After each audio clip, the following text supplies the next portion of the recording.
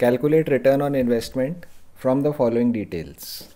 Net profit after tax. Net profit after tax दिया गया है. रेट ऑफ इनकम टैक्स 50% है. 10% debentures of 100 each, 10 lakh rupees की. सो 10 lakh rupees के डिबेंचर्स हैं, 10% इंटरेस्ट रेट है. Fixed assets at cost 22,50,000. Accumulated depreciation on fixed assets up to date 2,50,000. Current assets 12 lakhs. Current liabilities 4 lakhs.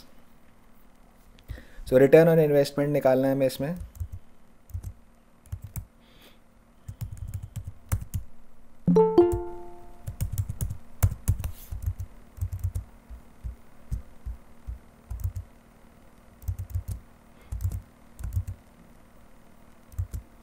Return on investment formula है profit before interest and tax and dividend and income और non trade investments. तो वो सब कुछ है नहीं question में, उसे छोड़ देते हैं. Profit before interest and tax divided by capital employed multiplied by 100. तो 1 बाय 1 हम निकालते हैं. पहले profit before interest and tax निकालते हैं. हमें क्वेश्चन में प्रॉफिट आफ्टर टैक्स दिया गया है. Profit after tax is 6,50,000. पहला स्टेप क्या है, इसको हमें बनाना है profit before tax. Profit before tax हमें इसको कन्वर्ट करना है. कल हमने इसको डिस्कस किया था कि आफ्टर टैक्स को बिफोर टैक्स हम कैसे बनाते हैं. ट्राई करिए कैसे बनेगा, कितना आएगा प्रॉफिट बिफोर टैक्स, कैलकुलेट करिए. सेट, बिल्कुल सेट मेथड है.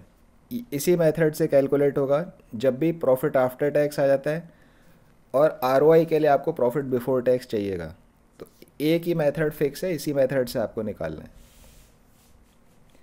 ट्राई करें कितना आएगा प्रॉफिट बिफोर टैक्स. सर एक बार फिर से समझा दीजिए ना. ओके, एक बार वापस से समझा दें.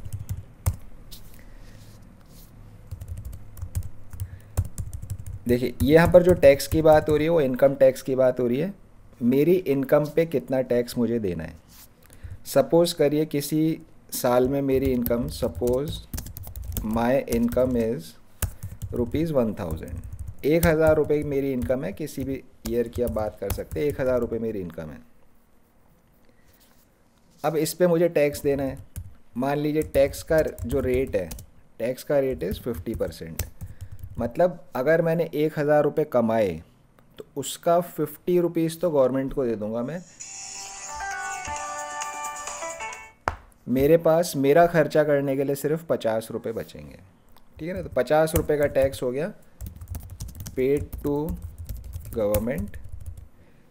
बाकी मेरे पास क्या बचा, profit after tax is, sorry 500 यहाँ पर आएगा. 500 मेरे पास यहाँ पे बच गया. तो this was profit before tax. My income की जगह लिख देते हैं इसको profit before tax. Profit before tax 1,000 है. टैक्स का रेट 50% है. तो 1,000 का 50% 500 रुपये का आपका टैक्स हो गया.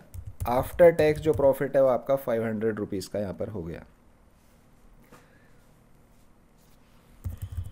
अब क्वेश्चन ने मुझे क्या किया, क्वेश्चन ने मुझे ये नहीं दिया. क्वेश्चन ने मुझे प्रॉफिट आफ्टर टैक्स दे दिया 500 रुपीज़ और टैक्स का रेट बता दिया 50% है. अब प्रॉब्लम इस कि मैं 50% किसका निकालूं. 50% तो मेरा जो प्रॉफिट बिफोर टैक्स है उसका 50% निकलना चाहिए. यही मेरी इनकम है. कमाया मैंने 1,000 है, लेकिन क्वेश्चन ने मुझे वो 1,000 दिया नहीं. क्वेश्चन ने मुझे सिर्फ प्रॉफिट आफ्टर टैक्स दे दिया 500 और बता दिया टैक्स रेट 50% है. तो अब इस 500 का मैं 50% कैलकुलेट कर नहीं सकता. तो इसलिए मुझे क्या करना पड़ेगा, अगेन इसको 100 अज्यूम करके और फिर सॉल्व करना पड़ेगा. 100 अज्यूम करने का मेथड क्या है, परसेंटेज जिस चीज़ पे कैलकुलेट हो रहा है उसको 100 मानना है. परसेंटेज जिस पे कैलकुलेट हो रहा है उसको 100 आप मानेंगे. अगर आप x मान रहे हो तो परसेंटेज जिस पे कैलकुलेट हो रहा है उसे आप x मानोगे। तो 100 मानो चाहे x मानो, लेकिन मानना किसे है, जिस पे परसेंटेज कैलकुलेट हो रहा है, जिस पे परसेंटेज आपका कैलकुलेट हो रहा है, ठीक है ना। परसेंटेज टैक्स का रेट है 50%, किस पे कैलकुलेट हो रहा है, प्रॉफिट बिफोर टैक्स पे कैलकुलेट हो रहा है। तो हम क्या करेंगे, सपोज या let profit before tax be 100, profit before tax को हम 100 एज्यूम करेंगे। अब मेरा जो टैक्स है 50% हो जाएगा, तो 50 रुपये मेरा टैक्स हो जाएगा। तो प्रॉफिट आफ्टर टैक्स जो है वो आ जाएगा मेरा 100 रुपये माइनस 50, 50 रुपीज़ आ जाएगा। तो profit before tax 100, tax rate 50%, profit after tax यहाँ पे 50 रुपीज़ आ गया। अब 100 की टर्म्स में तीनों चीज़ है मेरे पास, प्रॉफिट बिफोर टैक्स भी है, टैक्स भी है, प्रॉफिट आफ्टर टैक्स भी है, पीबीटी टैक्स और पीएटी। पीबीटी बोलते हैं प्रॉफिट बिफोर टैक्स को, पीबीटी बोला जाता है, टैक्स है 50 रुपीज़, प्रॉफिट आफ्टर टैक्स को पीएटी पैट बोला जाता है। 100 के टर्म्स में तीनों चीज़ है। अब जो रियल नंबर है, रियल नंबर कितना है, रियल नंबर क्वेश्चन ने मुझे दिया है नेट प्रॉफिट आफ्टर टैक्स है 6,50,000। ये प्रॉफिट आफ्टर टैक्स वाली चीज़ है 6,50,000। यहाँ पर से प्रॉफिट आफ्टर टैक्स हमें यहाँ पे मिल गया 6,50,000। मुझे क्या चाहिए, मुझे प्रॉफिट बिफोर टैक्स चाहिए। तो जो चीज़ चाहिए उसको ऊपर रखेंगे, जो चीज़ चाहिए उसे ऊपर रखेंगे, जो चीज़ मालूम है उसे नीचे रखेंगे, प्रॉफिट आफ्टर टैक्स को नीचे रखेंगे और मल्टीप्लाई कर देंगे जो एक्चुअल फिगर है उससे। तो 100 डिवाइड बाई 50 इंटू 6,50,000, बिल्कुल फिक्स है ये चीज़, सेट है बिल्कुल, इसी तरह से आपको करना है। 100 डिवाइड बाई 50 इंटू 6,50,000। अगर आप x मान रहे हो, है ना, ये तो आपका 100 के मेथड से आ जाएगा, प्रॉफिट बिफोर टैक्स आ जाएगा। अगर आप x मान रहे हो तो ये x हो जाएगा आपका, profit before tax will be x।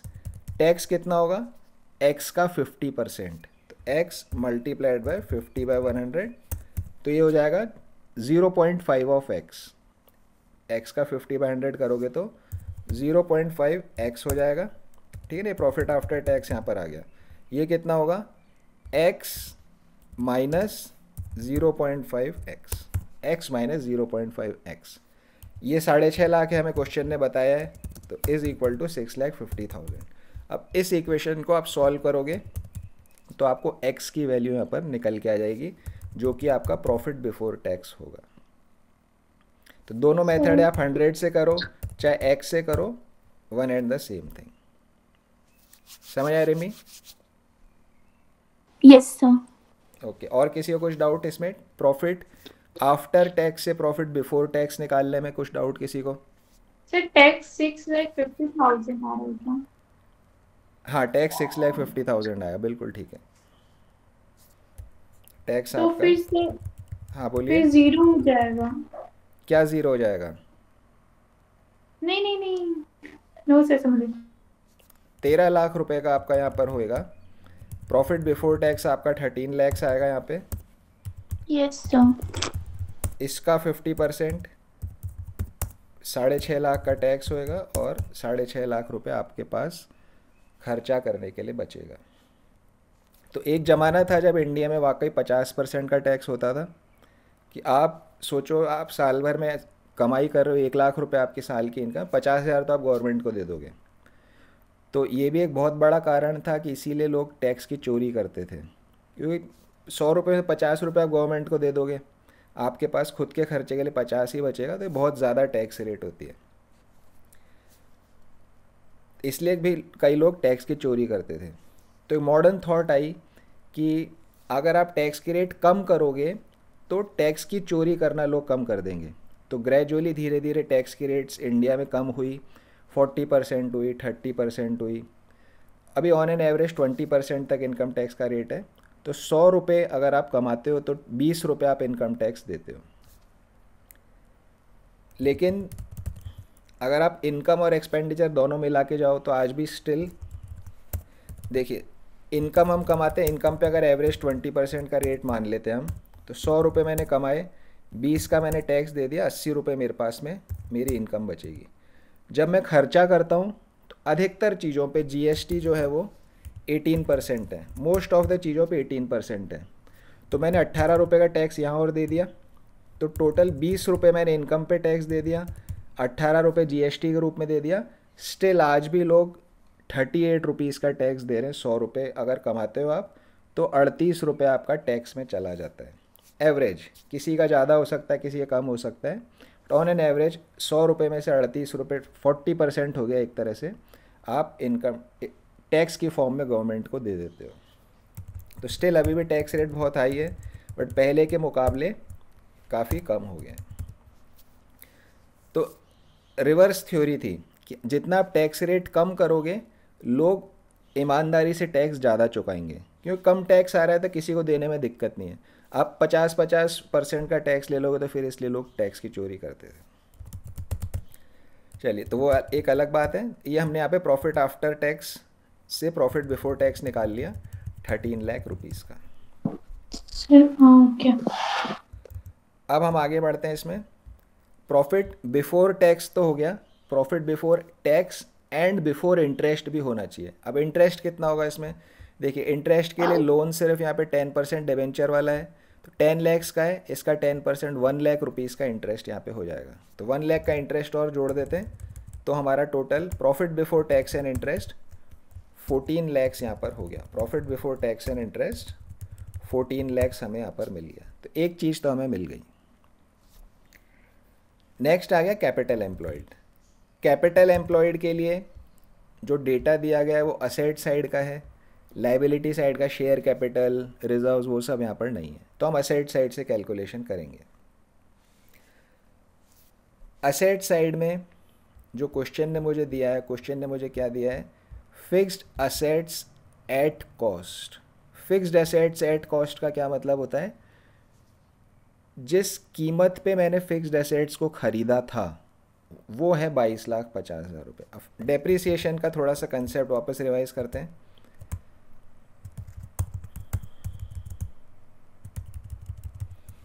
पहले भी क्लासेस में, पहले के टॉपिक्स में हमने डेप्रिसिएशन रिवाइज किया है, एक बार वापस डेप्रिसिएशन का कॉन्सेप्ट रिवाइज करते हैं। ओके, सो बताइए डेप्रिसिएशन क्या होता है, कैसे कैलकुलेट होता है।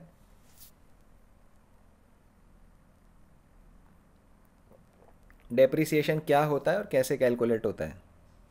बिल्कुल बेसिक सिंपल सी बात बतानी है, ज़्यादा कॉम्प्लेक्सिटी में नहीं जाना है। मान लीजिए मैंने कोई मशीन परचेज करी 10 लाख की। Falling value of fixed assets. हाँ जी, falling value of fixed assets. Fall in value of fixed assets, बात ठीक है। कैसे कैलकुलेट करते हैं depreciation,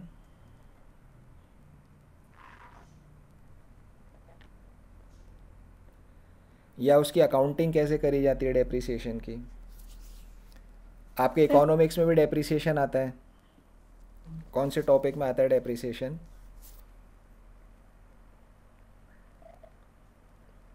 sir price divided by year. Price divided by year. Yes. Year year. Year, what is year मतलब। Sir साल, सर जितने साल का वारंटी है उतना साल से डिवाइड करके। Okay okay. Scrap value upon original value. Scrap value divided by original value. Scrap value divided by original value, नहीं ये भी ठीक नहीं है। देखिए मान लीजिए मैंने कोई मशीन परचेज करी 2011 में 10 लाख रुपए की, 10 लाख रुपीज़ की मशीन मैंने परचेज़ करी है। ऑन एन एवरेज ऐसा एक्सपेक्टेड है कि इसकी जो लाइफ है, यूज़फुल लाइफ जो है वो है 10 ईयर्स की। अच्छा, उसके पहले 11th क्लास में पढ़ा था आप लोगों ने डेप्रिसिएशन का चैप्टर, अभी याद हो चाहे ना हो, पढ़ा था क्या, याद होना ज़रूरी नहीं है, हो सकता है आप सब भूल गए, बट क्या चैप्टर सिलेबस में था डेप्रिसिएशन 11th में। Yes sir. था, ओके ठीक है। सो मान लीजिए मैंने कोई मशीन ख़रीदा है 2011 में 10 लाख रुपए का, मेरा बिज़नेस है, उसके लिए मैंने मशीन परचेज़ करी है। ये मशीन मेरी 10 साल तक चलेगी ऐसा मुझे उम्मीद है। उम्मीद कहाँ से आई भाई, बाकी लोग भी सेम मशीन यूज़ करते हैं तो उनकी भी लगभग 10 साल तक चलती है।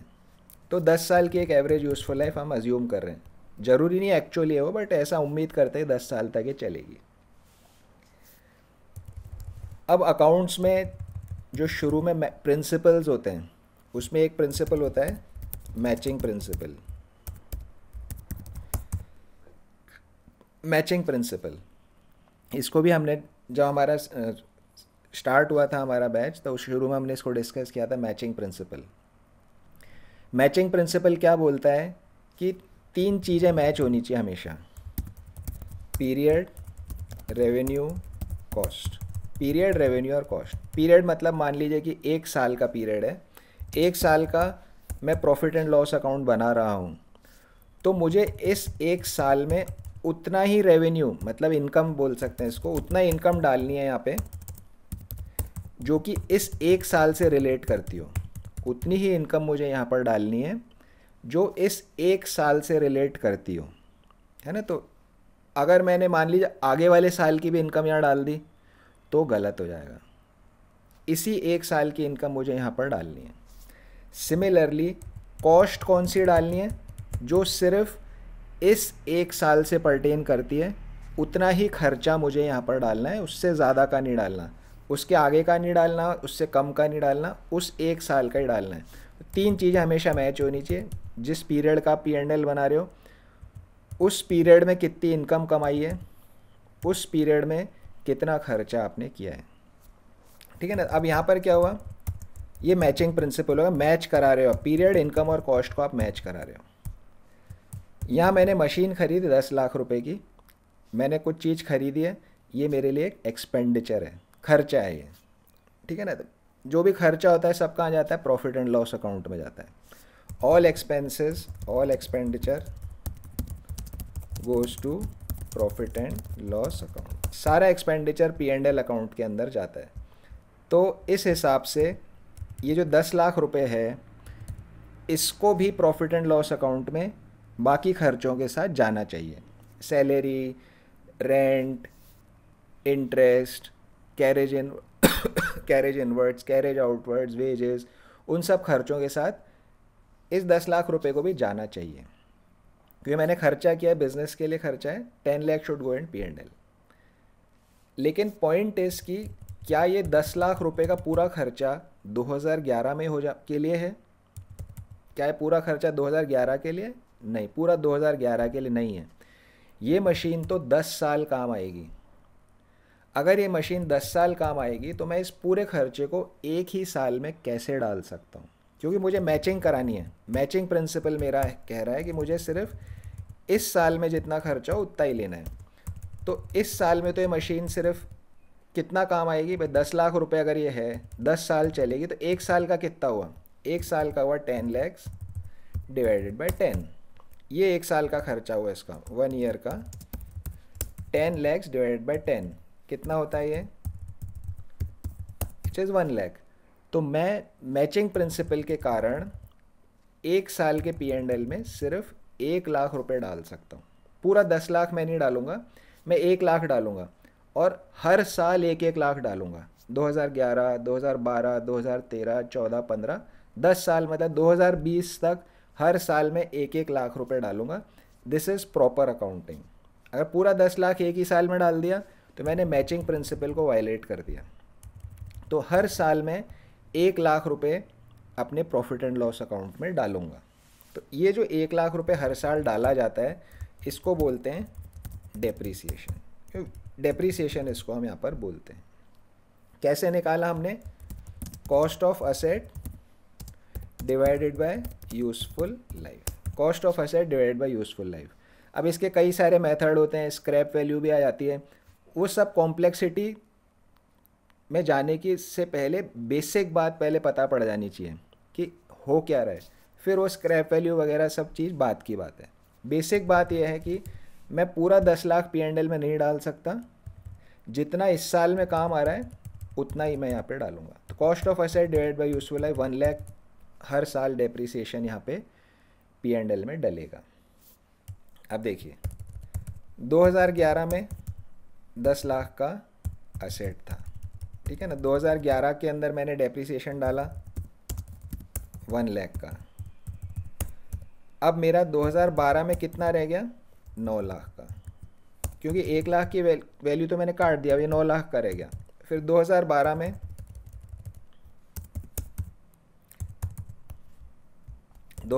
में मैं फिर डेप्रिसिएशन डालूँगा 1 लाख का। 2013 में वैल्यू रह जाएगी 8 लाख की। फिर 2013 में डेप्रिसिएशन डलेगा 1 लाख का। 2014 में वैल्यू रह जाएगी 7 लाख की। ऐसे चलता रहेगा, चलते चलते एक बार 2021 आएगा, तब ये वैल्यू जाकर आपकी 0 हो जाएगी, मशीन की वैल्यू आपकी 0 हो जाएगी। तो ये जो 10 लाख रुपए है, this is called gross fixed asset. ये ग्रॉस फिक्स्ड एसेट है, और हर साल डेप्रीसिएशन काटने के बाद जो बचता है इसको हम बोलते हैं नेट फिक्स्ड एसेट। ठीक है ना। 2012 में नेट फिक्स्ड एसेट ये है, 2013 में नेट फिक्स्ड एसेट ये है, 2014 में नेट फिक्स्ड एसेट ये है। मैंने आपको बताया था नेट और ग्रॉस में क्या होता है, कोई रिलेटेड चीज़ जब माइनस कर देते हैं तो ग्रॉस का नेट बन जाता है। कल हमने 3-4 एग्जाम्पल उसके देखे थे। उसी तरह से यहाँ पर भी ग्रॉस फिक्स्ड एसेट में से डेप्रिसिएशन माइनस करो तो नेट फिक्स्ड एसेट आपका यहाँ पे बन जाता है। जीडीपी से एनडीपी बनता है आपका, ग्रॉस डोमेस्टिक प्रोडक्ट से नेट डोमेस्टिक प्रोडक्ट इकोनॉमिक्स में। क्या डिफरेंस होता है ग्रॉस जीडीपी और एनडीपी में, बताइए। अगर जीडीपी को एनडीपी बनाना है तो क्या, डेप्रिसिएशन को आप लेस करते हो। ठीक है ना, तो वही डेप्रिसिएशन यहाँ पर आ गया। तो जो अकाउंटिंग का कंसेप्ट है वो इकोनॉमिक्स का कॉन्सेप्ट है। तो ये नेट फिक्स्ड एसेट यहाँ पर हमारा हर साल मिल रहा है। ये 10 लाख क्या है, this is my purchase cost. Purchase cost, ये मेरी परचेज कॉस्ट है, जिस कॉस्ट पे मैंने असेट को खरीदा था। ठीक है ना। तो डेप्रिसिएशन हर साल डलेगा। बैलेंस शीट में हमेशा नेट फिक्स्ड एसेट आता है, बैलेंस शीट में हमेशा नेट फिक्स्ड एसेट आता है। क्यों डेप्रिसिएशन हर साल मैं P&L में डाल रहा हूँ, तो मेरी बैलेंस शीट में यही फिगर आएगी। 3 साल में मैंने कितना डेप्रिसिएशन डाल दिया, 11 में 1 लाख, 12 में 1 लाख, 13 में 1 लाख, 1 + 1 + 1 3 लाख रुपीज़ मैंने 3 साल में डाला। 3 साल का इकट्ठा डेप्रिसिएशन क्या हो गया, एक्यूमुलेटेड डेप्रिसिएशन इज। ठीक है ना। तो ये मेरी परचेज कॉस्ट है, एक्यूमुलेटेड डेप्रिसिएशन मेरा यहाँ पे 3 लाख है। फिर अगले साल एक्यूमुलेटेड डेप्रिसिएशन 4 लाख हो जाएगा, उसके अगले साल 5 लाख हो जाएगा, उसके अगले साल 6 लाख हो जाएगा। ऐसे एक्यूमुलेटेड डेप्रिसिएशन मेरा बढ़ता जाएगा और नेट फिक्स्ड एसेट की वैल्यू कम होती जाएगी। लेकिन बैलेंस शीट में मेरी हमेशा नेट फिक्स्ड एसेट आती है, बिकॉज डेप्रिसिएशन हर साल मैं चार्ज ऑफ कर रहा हूँ। तो यहाँ तक डाउट किसी को कुछ? ठीक है, अब क्वेश्चन में देखते हैं हम क्वेश्चन में क्या दिया है। क्वेश्चन में मुझे क्या दिया, फिक्स्ड एसेट एट कॉस्ट। जिस कॉस्ट पे मैंने फिक्स्ड एसेट खरीदा था वो कॉस्ट दी है। आज की नेट वाली वैल्यू नहीं दी कि डेप्रिसिएशन कटने के बाद वाली नहीं है, ये खरीदा था जिस रेट पे वो 22,50,000। Accumulated depreciation up to date 2,50,000। जब खरीदा तब से लेकर आज तक का डेप्रिसिएशन इज 2,50,000। तो नेट फिक्स्ड एसेट कितना हो गया, नेट फिक्स्ड एसेट हो गया 22,50,000 माइनस 2,50,000, 20 lakhs हो गया आपका नेट फिक्स्ड एसेट, जो कि हम कैपिटल एम्प्लॉयड निकालने में काम में लेंगे। ठीक है ना। इसको डायरेक्टली भी मैं आपको इस तरह बता सकता था कि इसमें से माइनस कर दो, बट वो कंसेप्ट पूरा कंप्लीट नहीं होता। फिर अभी आपको लॉजिक समझ में आया कि क्यों एक्यूमुलेटेड डेप्रिसिएशन माइनस कर रहे हैं, फिक्स्ड एसेट एट कॉस्ट का मीनिंग क्या होता है। तो नेट फिक्स्ड एसेट मेरा 20 लाख रुपए का है, यही बैलेंस शीट में आता है, इसी को मैं ROI कैलकुलेट करते टाइम काम में लूँगा। तो फिक्स्ड एसेट्स मेरा नेट फिक्स्ड एसेट्स हो गया 20 lakhs का, 2250 minus 2,50,000, 20 lakh net fixed assets आ गया। करेंट एसेट्स इसके अंदर हम जोड़ देंगे 12 lakhs, करंट लाइबिलिटीज़ हम माइनस कर देंगे 4 lakhs। तो यहाँ पर मेरे पास कैपिटल एम्प्लॉयड आ गया 28 लाख रुपीज़ का। Profit before interest and tax पहले निकाला था, अब यहाँ पर हमने कैपिटल एम्प्लॉयड निकाल लिया है। सिंपल अब डिवाइड करना है, 14 lakhs divide by 28 lakhs into 100, तो रिटर्न ऑन इन्वेस्टमेंट इज़ 50%। जो ROI आपका यहाँ पे आ रहा है वो आ रहा है 50% का। ये आपका क्वेश्चन यहाँ पे कंप्लीट होता है। अगर क्वेश्चन में डायरेक्टली नेट फिक्स्ड एसेट दिया हुआ है तो फिर ये माइनस माइनस की करने की ज़रूरत नहीं है, सीधा नेट फिक्स्ड एसेट आप यूज़ कर लोगे। बट अगर ऐसे fixed asset at cost, accumulated depreciation ऐसे दिया हुआ है, देन आपको एक बार ही माइनस करना पड़ेगा। Yes, any doubts in this question 142?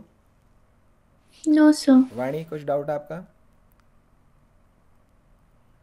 No sir. दक्ष का कुछ डाउट? No sir. ठीक है। 143। सो अब जैसे डेप्रिसिएशन का कॉन्सेप्ट मैंने आपको यहाँ बेसिक बात बता दी। अब आप अकाउंट्स का कोई सा भी चैप्टर ले लो अभी की क्लासेस में, या आप बड़ी क्लास में चले जाओगे, पर डेप्रिसिएशन यही रहेगा, यही इसका मीनिंग रहेगा, इसमें कोई बदलाव नहीं होगा। From the following balance sheet of global limited you are required to calculate ROI। अब यहाँ पे देखिए क्या कर रखा है, पहले तो आपको इन्फॉर्मेशन सब जमा के दे दी थी, ये चीज़ ये चीज़ ये, इस तरह से दे दिया था। अब ये क्या है, बैलेंस शीट आपको दिया है। रियल लाइफ में जब आप किसी कंपनी में जाके काम करोगे तो आपको बैलेंस शीट मिलेगी, ऐसे लिख लिख के कोई नहीं देगा कि भाई ये प्रॉफिट आफ्टर इंटरेस्ट टैक्स, ये करंट एसेट, ये करंट, ऐसे कोई नहीं देगा, आपको यहाँ पहचानना पड़ेगा। बैलेंस शीट आपके हाथ में आएगी, तो अब इसको देख करके हमें ROI कैलकुलेशन करनी है। तो बैलेंस शीट आपको दिया गया है, balance sheet of global limited as at 31 March 2021। Equity and liabilities, ये लाइबिलिटी साइड है आपके ऊपर, 2 पे आपके असेट साइड है। तो वर्टिकल फॉर्मेट है बैलेंस शीट का। यहाँ पे वर्टिकल फॉर्मेट हम पहले डिस्कस कर चुके हैं। लाइबिलिटी साइड में क्या क्या दिया हुआ है, शेयर होल्डर फंड्स दिया हुआ है, नॉन करंट लाइबिलिटीज़ दिया है, करंट लाइबिलिटीज़ आपको दिया हुआ है। Share holder funds, non current liabilities, current liabilities, 3 चीज़ आपको यहाँ दी गई है। टोटल लाइबिलिटीज़ हो गई 33,20,000। असेट्स में देखते हैं क्या है, non current assets, current assets, total हो गया 33,20,000। बैलेंस शीट आपकी यहाँ पे मैच हो गई। एडिशनल इन्फॉर्मेशन में क्या दिया है, net profit before tax for the year ended 31 March 2021 is 9,72,000। तो नेट प्रॉफिट बिफोर टैक्स हमको दे दिया। तो टैक्स वाला जो एडजस्टमेंट होता है कि आफ्टर टैक्स से बिफोर टैक्स निकालो, उसकी यहाँ पर आपको ज़रूरत नहीं है। बिफोर टैक्स आपको सीधा दे दिया, लेकिन इंटरेस्ट का एडजस्टमेंट अभी करना बाकी है। तो पहले हम इसका profit before tax and interest निकालेंगे, उसके बाद हम इसका कैपिटल एम्प्लॉयड निकालेंगे, या कैपिटल एम्प्लॉयड पहले निकाल लेते हैं। अब यहाँ पर लाइबिलिटी साइड की इन्फॉर्मेशन भी है, असेट साइड की भी है, तो आप किसी भी तरफ से कैपिटल एम्प्लॉयड निकाल सकते हो। जहाँ से आपको ज़्यादा अच्छा आता है अब वहाँ से निकाल लो। टाइम है अगर आपके पास तो दोनों तरफ से कैलकुलेट करके मैच करा लो। कैपिटल एम्प्लॉयड यहाँ कैलकुलेशन हम करते हैं। देखिए कैपिटल एम्प्लॉयड अगर लाइबिलिटी साइड से करेंगे तो क्या फॉर्मूला होता है, हमने जो फॉर्मूला लिखा था देखिए यहाँ पे लिखा हुआ होगा अभी, ये रहा देखिए। लाइबिलिटी साइड में शेयर होल्डर्स फंड्स, उसमें नॉन करेंट लाइबिलिटीज़ ऐड करेंगे। Goodwill, fictitious assets, non trade investment अगर है तो हम माइनस कर देंगे। तो share holder funds, share holder fund में शेयर कैपिटल रिजर्व दोनों आ जाएगा। नॉन करेंट लाइबिलिटीज़ ले लेंगे हम, और गुडविल, फिक्टिशियस एसेट और नॉन ट्रेड इन्वेस्टमेंट माइनस कर देंगे, तो कैपिटल एम्प्लॉयड हमें मिल जाएगा। ये हमारा लाइबिलिटी साइड अप्रोच का फॉर्मेट था। चलिए, तो शेयर होल्डर फंड में share capital 5 lakh, reserves and surplus 4,20,000। तो शेयर कैपिटल 5 लाख ले लिया, रिजर्व्स एंड सरप्लस 4,20,000 ले लिया। नॉन करेंट लाइबिलिटीज़ कितना है, 16 लाख का नॉन करेंट लाइबिलिटीज़ है, 16 लाख को भी हमने यहाँ पे ऐड कर लिया। तो 3 चीज़ जो ऐड की थी ऐड हो गई। अब माइनस क्या क्या होता है, गुडविल, वापस देखते हैं, goodwill, fictitious assets, non trade investments देखते हैं। अब ये तीनों कहाँ मिलती है, असेट साइड में लिखी हुई मिलती है चीज़ें, इनको हमने अलग से ग्रीन कलर किया हुआ है, ये असेट साइड में मिलती है। तो असेट साइड में देखते हैं क्या गुडविल यहाँ पे दिया गया, कहीं कहीं पे भी गुडविल नहीं है। कोई फिक्टिशियस एसेट है यहाँ पे, जैसे P&L का डेबिट बैलेंस या डेफर्ड रेवेन्यू एक्सपेंडिचर, ये सब फिक्टिशियस एसेट्स होते हैं, ऐसा भी यहाँ पर कुछ नहीं है।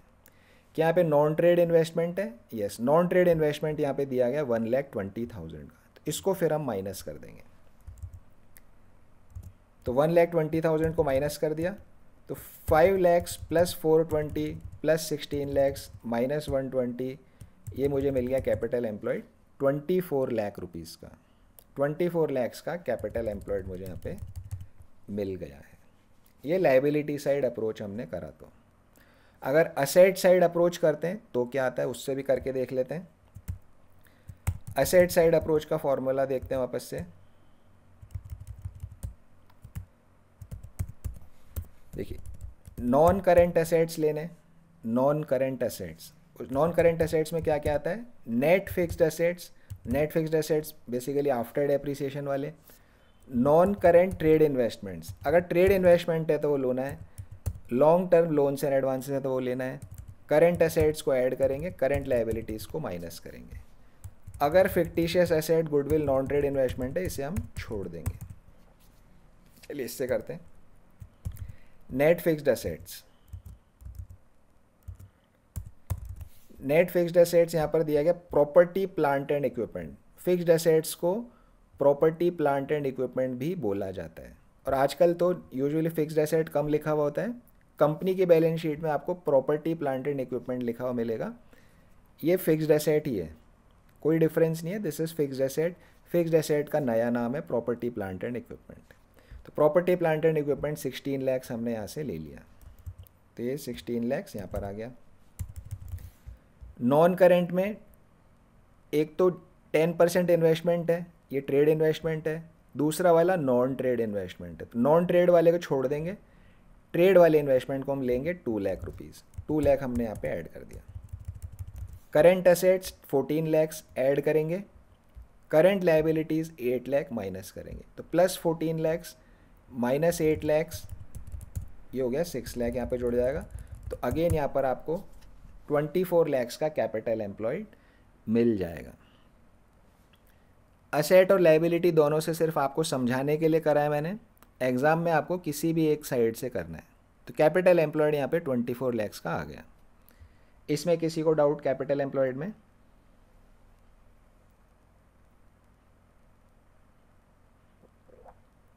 सर इसमें नॉन ट्रेड इन्वेस्टमेंट्स को माइनस नहीं करना है। हमने उसको छोड़ दिया भाई। अगर मैं टोटल लेता 33,20,000 से मैं शुरू करता, तो फिर मैं माइनस करता। समझ आया आपको बात? है ना, मैंने लिया ही नहीं ना इसको, मैंने सिर्फ वही चीज़ जोड़ी जो काम की है। 16 लैक्स जोड़ा, 2 लैक्स जोड़ा बस, तो नॉन ट्रेड इन्वेस्टमेंट ऑटोमेटिकली छूट गया। समझ आई बात रिमी? Yes sir. है ना, तो अगर ऐसा टोटल आप ले रहे हो जिसमें नॉन ट्रेड इन्वेस्टमेंट जुड़ा हुआ है तो माइनस करोगे। जब मैंने उसको लिया ही नहीं तो फिर माइनस क्यों करूँगा? Any other? हाँ जी बोलिए। अच्छा समझ गई सर। है ना, तो ऑब्जेक्टिव क्या है कि वो मेरी कैलकुलेशन में आना नहीं चाहिए। जब मैं लायबिलिटी साइड से कर रहा हूँ तो मैंने सारे जोड़े, देखो share capital, non current liability, इनको दोनों को मैंने जोड़ा। तो अब मुझे नॉन ट्रेड इन्वेस्टमेंट माइनस करना पड़ेगा क्योंकि उस टोटल में वो जुड़ा हुआ है। लेकिन जब मैं एसेट साइड से चल रहा हूँ, मैंने इसको वैसे ही छोड़ ही दिया, लिया ही नहीं, टोटल में ही नहीं लिया, तो बात वहीं ख़त्म हो गई। फिर मुझे माइनस करने की ज़रूरत नहीं है। चलिए अब आ जाते हैं हम profit before tax and interest पे। देखिए प्रॉफिट बिफोर टैक्स तो हमको 972 यहाँ मिल गया था। अब देखते हैं इंटरेस्ट क्या कहाँ पे आएगा। इंटरेस्ट हमेशा लोन पे होता है। लोन कितना है देखिए, यहाँ पे एक ही लोन है 15% long term borrowings. Long term borrowings में 15% का इंटरेस्ट है, 16 लाख रुपए है। 16 लाख का 15% कितना होएगा? 2,40,000। 2,40,000, तो मैं यहाँ पर इंटरेस्ट ऑन बोरोइंग इधर जोड़ दूंगा, 972 प्लस 2,40,000। फिर हमने एक और बात क्या डिस्कस करी थी, देखिए वापस यहाँ चलते हैं कि नॉन ट्रेड इन्वेस्टमेंट को क्योंकि मैं छोड़ रहा हूँ तो इनकम और नॉन ट्रेड इन्वेस्टमेंट को भी मुझे यहाँ पर से हटा देना है। Net profit before interest, before income tax, before dividend, before income और नॉन ट्रेड इन्वेस्टमेंट मुझे लेना है। क्यों? नॉन ट्रेड इन्वेस्टमेंट डिनोमिनेटर में से हट गया तो न्यूमरेटर से उसकी इनकम को भी हटाना पड़ेगा। डिनोमिनेटर से अगर वो हट गया है तो न्यूमरेटर से उसकी इनकम को भी हटाओ। तो नॉन ट्रेड इन्वेस्टमेंट की इनकम कितनी होगी? देखिए 10% नॉन ट्रेड इन्वेस्टमेंट से 1,20,000 के हैं 10% की इनकम इज़ 12,000 रुपीज़। 12,000 रुपये की इनकम आपको यहाँ पे हो रही है, उसे मैं यहाँ पे माइनस कर दूंगा। ये 12,000 माइनस कर दिया, तो अब जब इसको करूँगा कैलकुलेशन तो ये आ जाएगा 12 लाख रुपीज़ का net profit before tax, before interest, before income on non trade investment. Non trade investment जब डिनोमिनेटर में नहीं आ रहा तो उससे रिलेटेड इनकम को भी मैं ऊपर नहीं ले सकता, तो इसलिए मैं नॉन ट्रेड इन्वेस्टमेंट की इनकम को भी माइनस कर देता हूँ। तो 12 लाख रुपए का प्रॉफिट आ गया, 24 लाख रुपए कैपिटल एम्प्लॉयड है, 50% का आपका ROI यहाँ पर हो गया। 24 लाख रुपए लगाए, 12 लाख रुपए कमाए, 50% ROI है। इस बिज़नेस में मैं 100 रुपये लगाऊंगा तो 50 रुपये मुझे इनकम होगी 1 साल में, 2 साल में मेरा पैसा वापस। ये बहुत ही बढ़िया बिजनेस है। Any doubts? तो ये एक किसी भी कंपनी की अगर आप बैलेंस शीट इंटरनेट पे देखोगे तो आपको इस फॉर्मेट में वो बैलेंस शीट मिलेगी। फिर वहाँ से इस डेटा को पिक कर करके और आपको रेशियो की कैलकुलेशन करनी होती है। That is in real life. Exam में ऐसा भी आ सकता है क्वेश्चन, या जो ऊपर वाले हैं वैसा भी आ सकता है, किसी भी तरह से आ सकता है। किसी को कुछ डाउट इसमें?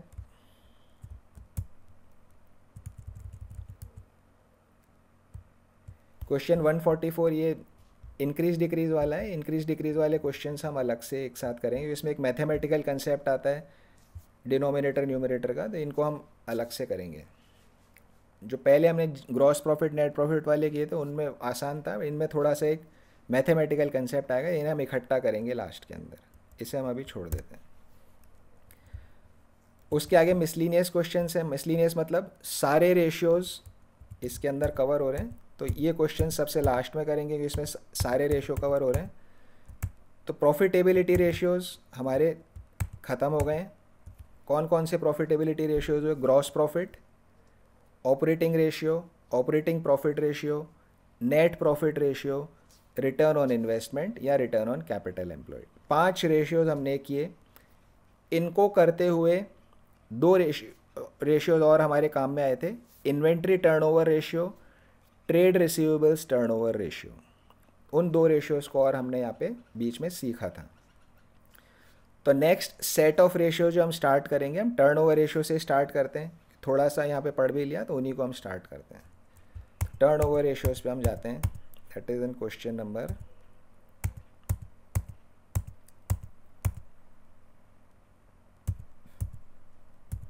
ये अभी हमने 109 से किया था और मिसलिनियस वाले से पहले तक के क्वेश्चंस हमने कंप्लीट कर लिए।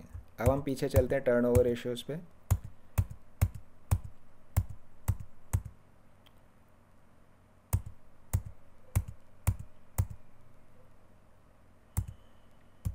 टर्नओवर रेशियोज़ आपके स्टार्ट हो रहे हैं क्वेश्चन 65 से, ये 109 तक ये टर्नओवर रेशियोज़ आपके चलेंगे। अब हम इन्वेंट्री टर्नओवर रेशियो स्टार्ट करते हैं। फॉर्मूला तो हमें याद ही है। क्या फॉर्मूला था इन्वेंट्री टर्नओवर रेशियो का?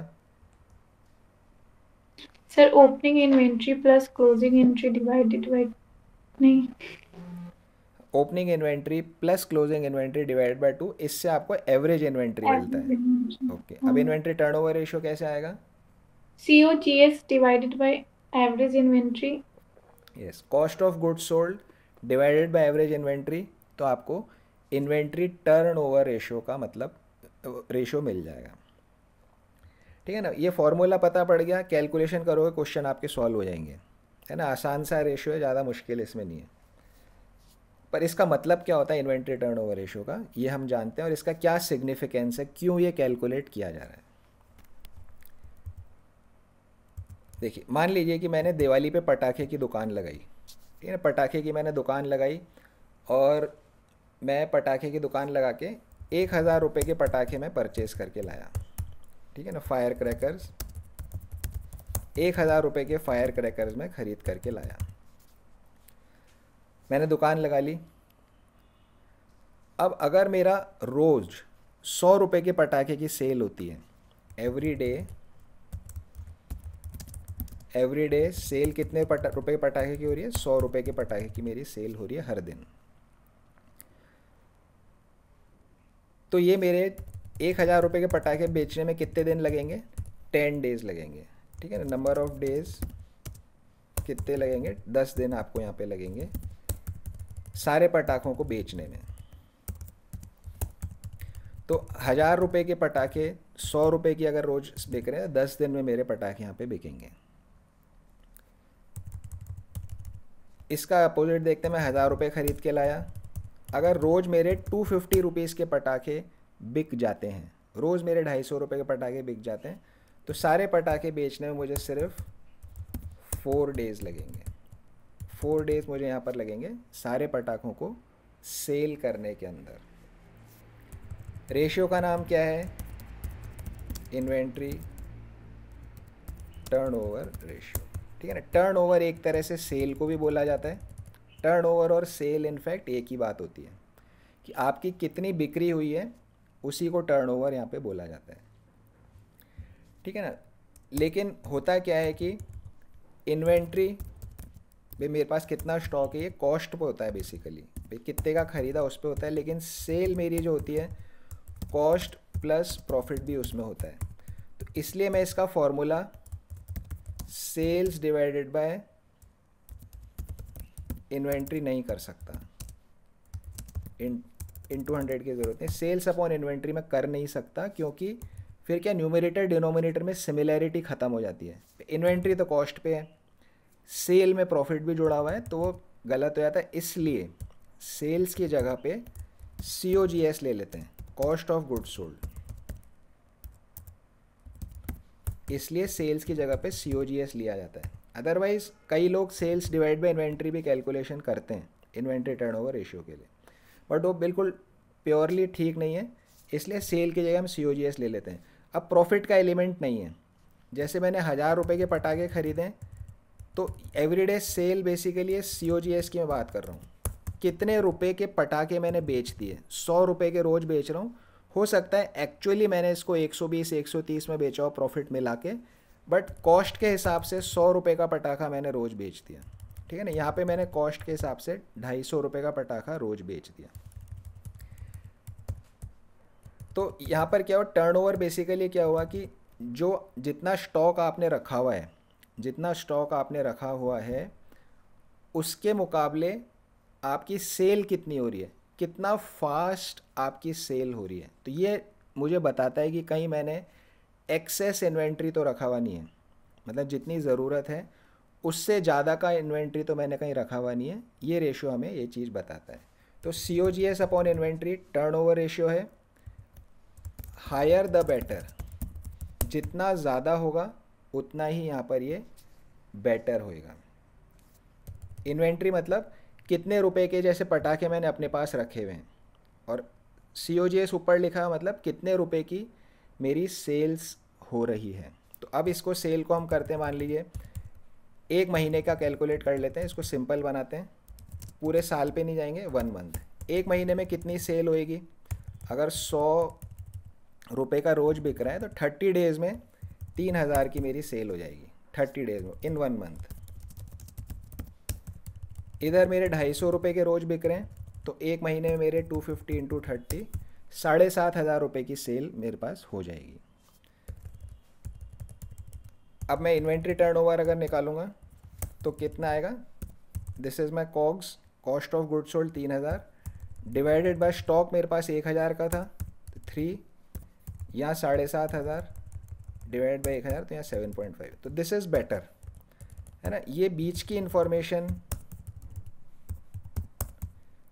इंफॉर्मेशन मैंने आपको समझाने के लिए दिखाई है, बट आपको रेशियो में ये दिखता है बस। ये आपको COGS दे देंगे, जस्ट 1 मिनट, ये COGS दे देते हैं कि भाई 3000 रुपये का सामान बेचा, 3000 रुपये का सामान बेचा, 1000 रुपये का स्टॉक मेरे पास था, तो मेरा इन्वेंट्री टर्नओवर 3 का आ रहा है। मैंने 7500 का बेच दिया, 1000 का स्टॉक था तो यहाँ 7.5 आ रहा है, दिस इज़ बेटर। बट इस इन्फॉर्मेशन से आपको ये मालूम नहीं पड़ता, रेशियो का मीनिंग आप नहीं समझ पाते हो। मीनिंग समझने के लिए बीच में डेटा डाला मैंने कि रोज़ मेरा इतना बिक रहा है, तो मेरा स्टॉक को, जितना स्टॉक में रखता हूँ सारे को बेचने में 10 दिन लग जाते हैं। यहाँ पे सारे स्टॉक को बेचने में 4 दिन ही लगते हैं मुझे, ठीक है ना।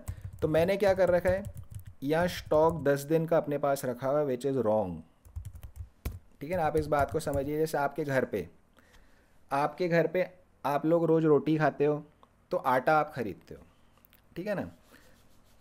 अब आपके घर में 4 लोग हैं, मान लीजिए 4 लोग हो, 4 पर्सन्स, 4 लोग हैं, रोज़ आपका मान लीजिए चारों का मिला के 100 ग्राम आटा रोज़ लग जाता है, ठीक है ना। 100 ग्राम आटा आपका रोज़ का लग जाता है। तो एक महीने के लिए आपको कितना आटा चाहिएगा, इंटू 30 डिवाइड बाई 1000, 3 किलो आटा आपको चाहिए एक महीने के लिए, फॉर 1 मंथ। तो भाई आप कितना आटा अपने घर में रखोगे?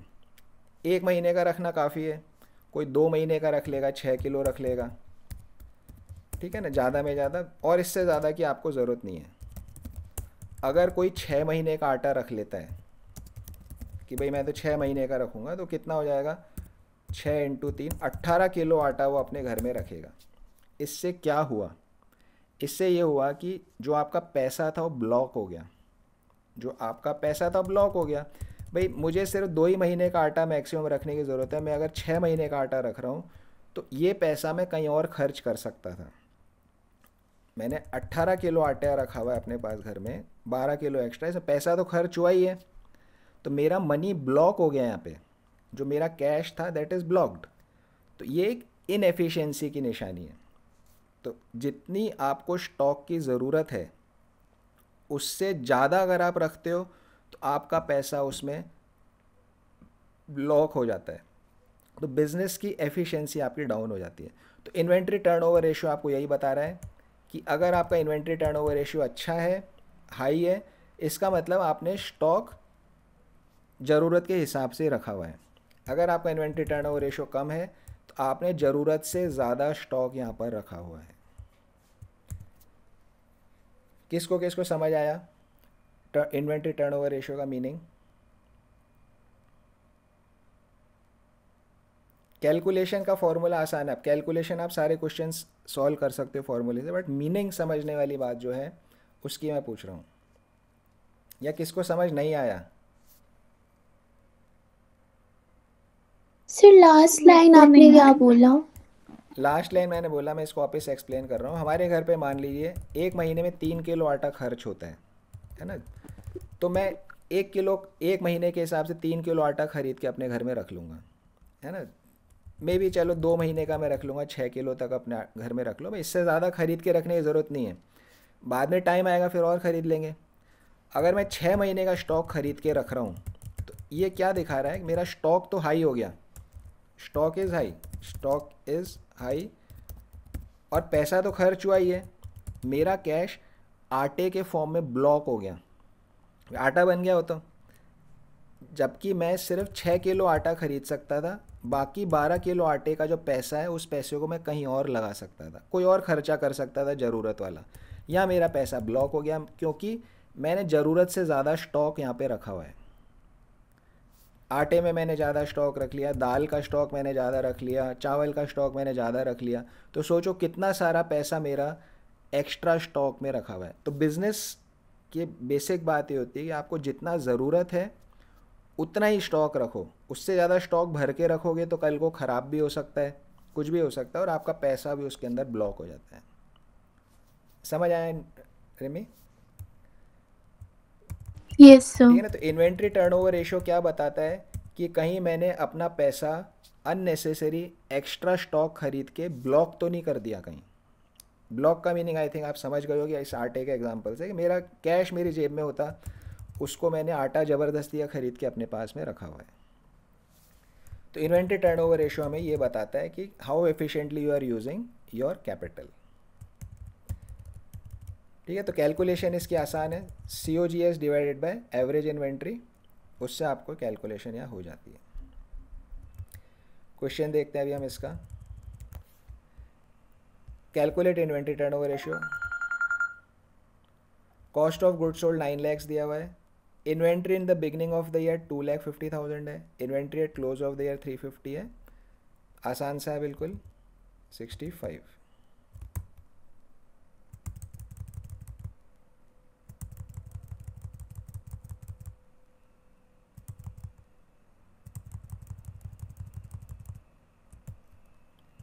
पहले हम एवरेज इन्वेंट्री निकालेंगे। Opening inventory plus closing inventory 250 350 add करके डिवाइड बाय 2। कौन सा क्वेश्चन है?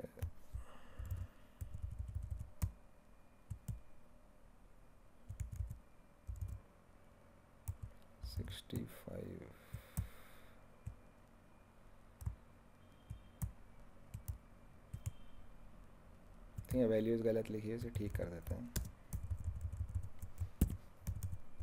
ओपनिंग इन्वेंट्री इज 2,50,000,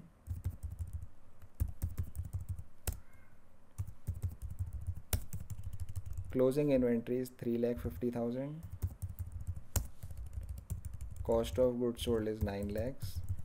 तो इन्वेंट्री टर्नओवर रेशियो आ गया हमारा 3 times। तो ओपनिंग और क्लोजिंग इन्वेंट्री को हम एवरेज कर देंगे 3 lakhs।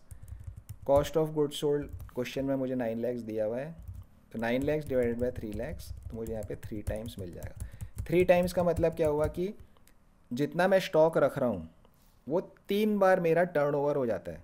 जैसे मैंने यहाँ पे 3 लाख रुपए का स्टॉक रखा हुआ है, 9 लाख रुपए का सामान मैंने बेचा, तो जितना मैं स्टॉक रख रहा हूँ वो 1 साल में 3 बार रोटेट हो जाता है, 3 बार ये रोटेट हो जाता है। तो जितना ज़्यादा रोटेशन होगा उतना ही अच्छा होता है ना। तो this should be high, higher is better.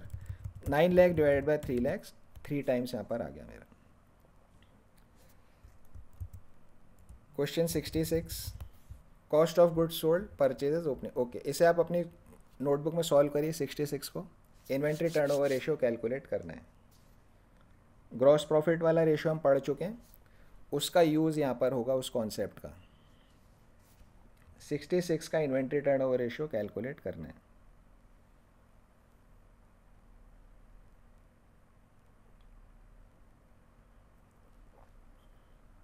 Cost of goods sold यहाँ दिया हुआ है, ओपनिंग इन्वेंट्री यहाँ दिया हुआ है, क्लोजिंग इन्वेंट्री यहाँ मालूम नहीं है। तो पहले आपको क्लोजिंग इन्वेंट्री निकालना होगा किसी तरीके से, फिर आप एवरेज निकालोगे, फिर इन्वेंट्री टर्नओवर निकलेगा।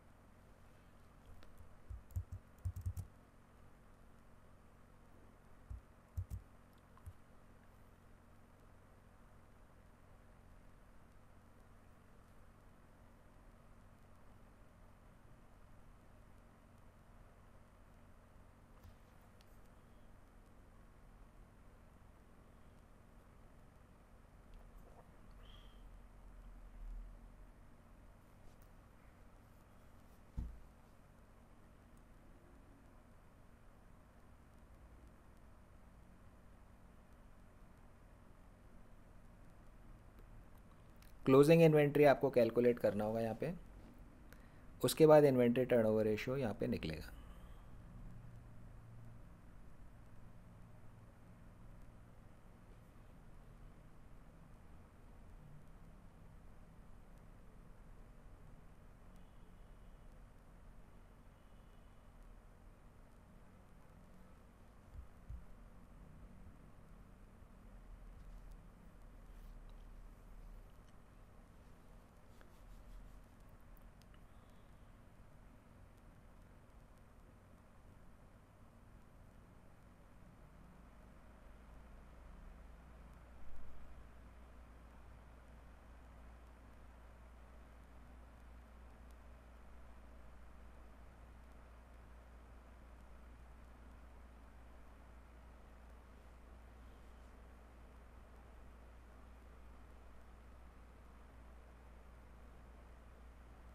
सर 2.8 ये क्या चीज़ आया 2.8?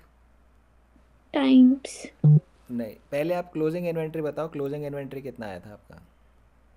1,75,000। कैसे निकाला आपने उसे? क्लोजिंग इन्वेंट्री कैसे निकाला आपने? तो यहाँ हिंट में दिया हुआ है opening inventory plus purchase minus cost of revenue from operation. Okay, ये जो हिंट में जो दिया हुआ है, क्या ऐसा कुछ हमने पढ़ा है पहले?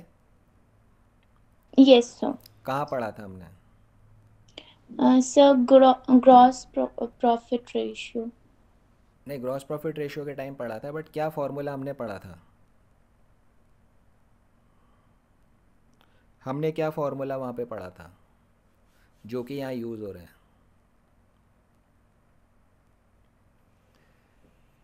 देखिए, वहाँ पे हमने फॉर्मूला सीखा था opening cost of goods sold का फॉर्मूला। क्या होता है कॉस्ट ऑफ गुड्स सोल्ड का फॉर्मूला, बताओ Rimi. Cost of goods sold Opening stock plus net purchase plus direct expense minus closing stock. Net purchase plus direct expense minus closing stock. ठीक है ना, ये आपका COGS आता है यहाँ पे। अब COGS क्वेश्चन ने मुझे दे दिया 5 लैक्स, तो मैं इधर लिख दूंगा 5 लैक्स। ठीक है जी, यहाँ इक्वल लगा दिया। ओपनिंग स्टॉक कितना है, 1 लाख का। नेट परचेजेस कितना दिया हुआ है, 5,50,000। डायरेक्ट एक्सपेंस कुछ है नहीं, 0 माइनस क्लोजिंग स्टॉक। अब मेरे पास में सिर्फ क्लोजिंग स्टॉक एक अननोन है, मैं इस इक्वेशन को सॉल्व करूँगा तो मुझे क्लोजिंग स्टॉक मिल जाएगा। क्लोजिंग स्टॉक माइनस में आ रहा है, उसको उधर ले आते हैं, प्लस का हो जाएगा वो। और closing stock is equal to 1 lakh plus 5,50,000 minus 5 lakh इधर का कि माइनस का हो जाएगा, तो कितना हो गया, 650 माइनस 5, 1,50,000 का क्लोजिंग स्टॉक हो गया। समझ आया आपको?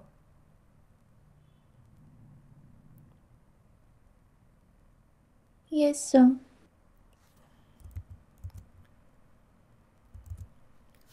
आपने पहले 175 कैसे निकाला था? ये मेरा एवरेज इन्वेंट्री आया था 1,75,000. ओके, तो क्लोजिंग स्टॉक आ गया 1,50,000 का। अब एवरेज इन्वेंट्री निकालना है। एवरेज स्टॉक हम निकालेंगे यहाँ पे 1,50,000। ये तो क्लोजिंग है, तो ओपनिंग पहले देख लेते हैं हम। Opening stock is 1 lakh plus 1,50,000 closing inventory, तो टोटल कितना हो गया, 2,50,000 डिवाइडेड बाय 2, तो ये 1,25,000 आएगा। 175 कैसे निकाला आपने? So, 5 lakh minus 1,50,000 by 2. गलत कर दिया होता आपने फिर? अभी समझ आ गया? Yes, sir. तो ठीक करिए इसे।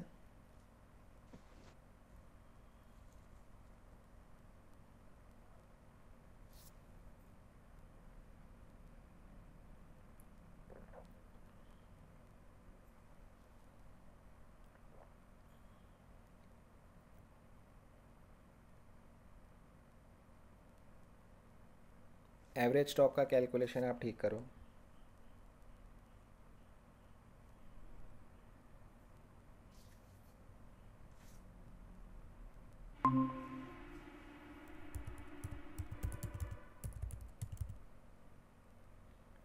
आपका हो जाए बताइएगा।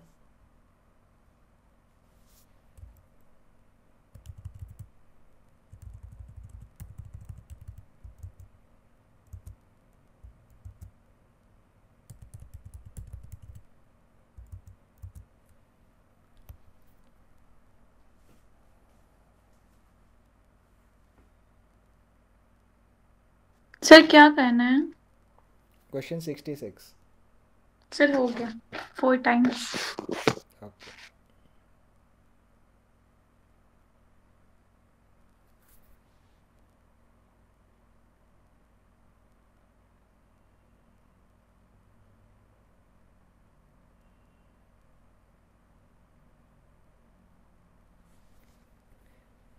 रिमिका हो गया ठीक एवरेज इन्वेंट्री?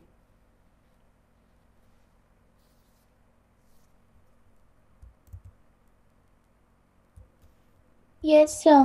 आ गया 4 times. 4 टाइम्स भी आ गया आपका? ओके ठीक है। सो 66 Yes, तक sir. हमारा हो गया। देन 67, 68, 67, 68, 69 आपका होमवर्क में रहेगा। आसान से क्वेश्चन है, सेम ग्रॉस प्रॉफिट वाला कंसेप्ट लग के हो जाएगा। 70 से कल हम स्टार्ट करेंगे। 67, 68, 69 आपका होमवर्क है। ठीक है, आज की क्लास हम क्लोज करते हैं।